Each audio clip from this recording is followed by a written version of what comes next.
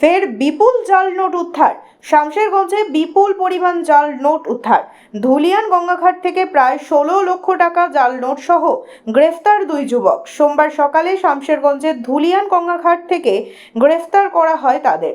Police সূত্রে জানা গিয়েছে, ধৃত ওই দুই যুবকের নাম আলামিন শেখ এবং মিস্টার শেখ। উভয়ের বাড়ি মালদার বৈষ্ণবনগর থানা এলাকায়। ধৃতদের কাছ থেকে প্রায় 16 লক্ষ টাকা বাজেয়াপ্ত করেছে পুলিশ। বাজেয়াপ্ত হওয়া জাল নোটগুলো সবকটাই 500। মালদার দিক থেকে জাল নোটগুলো শামশেরগঞ্জের দিকে নিয়ে আসছিল ধৃতরা। তখনই গোপন সূত্রে খবর পেয়ে ধুলিয়ান হাতে হানা দেয় পুলিশ। গ্রেপ্তার করা হয় দুই যুবককে। সোমবার দুপুরে ধৃত দুই যুবককে 7 দিনের হেফাজত চেয়ে জঙ্গিপুর আদালতে পাঠানো হয় পুলিশের পক্ষ থেকে।